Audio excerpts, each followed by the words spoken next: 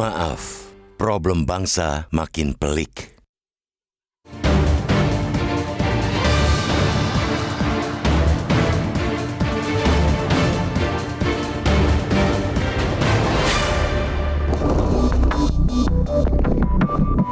Momen acara zikir dan doa kebangsaan 79 tahun Indonesia Merdeka, Kamis 1 Agustus malam, menarik perhatian. Di situ Presiden Joko Widodo yang juga mewakili Wakil Presiden Ma'ruf Amin menyampaikan permohonan maaf atas segala kesalahan dan kekhilafan selama menjalankan amanah selaku Presiden dan Wakil Presiden. Kami sangat menyadari bahwa sebagai manusia kami tidak mungkin dapat menyenangkan semua pihak. Kami juga tidak mungkin memenuhi harapan semua pihak. Saya tidak sempurna. Saya manusia biasa. Kesempurnaan itu hanya milik Allah Subhanahu wa Ta'ala, ucap Joko Widodo yang agak tercekat saat memulai permintaan maafnya. Presiden Jokowi juga terlihat menitikan air mata ketika zikir dan doa dilantunkan bersama para hadirin di halaman depan Istana Merdeka Jakarta. Permintaan maaf oleh Presiden menjelang akhir masa jabatannya bukan hanya dilakukan Joko Widodo. Presiden Susilo Bambang Yudhoyono juga menyampaikannya dalam pidato kenegaraan terakhirnya di Gedung Parlemen pada 15 Agustus 2014. Meminta maaf juga biasa dilakukan para pemimpin negara-negara lain ketika mengakhiri kepemimpinan karena itu adalah satu sikap negarawan.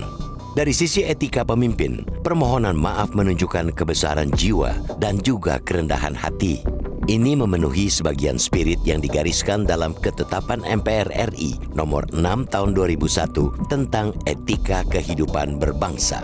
Kita katakan memenuhi hanya sebagian karena lengkapnya adalah setiap pejabat dan elit politik harus bersikap jujur, amanah, sportif, siap melayani, berjiwa besar, memiliki keteladanan, dan rendah hati. Satu lagi, pejabat dan elit politik harus siap mundur dari jabatan politik apabila terbukti melakukan kesalahan dan secara moral kebijakannya bertentangan dengan hukum dan rasa keadilan masyarakat. Cukup atau tidaknya sebuah permohonan maaf tentu tergantung pada tingkat kesalahannya. Seorang koruptor jelas tidak bisa hanya meminta maaf. Ia juga harus mempertanggungjawabkan perbuatannya di hadapan hukum. Permintaan maaf juga kadar kecukupannya berbeda-beda dalam pandangan anggota masyarakat. Seperti juga diucapkan Joko Widodo bahwa ia tidak mungkin dapat menyenangkan semua pihak, tidak semua kalangan merasa puas dengan permintaan maafnya. Sejumlah pihak yang memandang sebelah mata menilai meminta maaf tidak menyelesaikan problem bangsa yang ujungnya bakal diwariskan ke pemerintahan selanjutnya. Dari sisi ekonomi, hal yang paling banyak disoroti ialah beban pembayaran utang jumbo. Kondisi yang tidak baik-baik saja juga mengungkung perekonomian rakyat.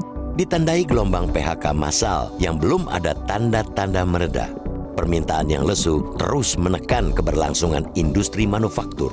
Di bidang politik dan hukum, kritik terhadap kepemimpinan Joko Widodo utamanya menyangkut dinasti politik yang dibangunnya disertai tudingan intervensi terhadap ketentuan perundangan hingga pemilu yang membuat demokrasi kita mundur.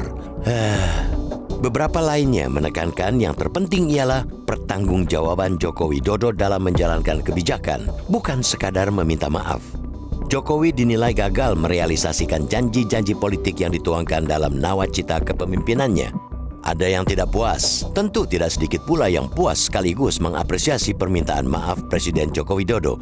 Jangan lupa, tingkat kepuasan terhadap kinerja pemerintahan Joko Widodo Ma'ruf menurut hasil survei sampai dengan Juni lalu tetap tinggi, bahkan naik. Kedua kubu tidak ada yang salah. Kepuasan menunjukkan hal-hal yang sudah baik dan perlu terus dipertahankan, bahkan ditingkatkan. Sebaliknya, ketidakpuasan mengingatkan tentang berbagai persoalan bangsa yang harus diatasi agar beban generasi penerus semakin ringan dalam melangkah menuju Indonesia maju, adil, dan makmur.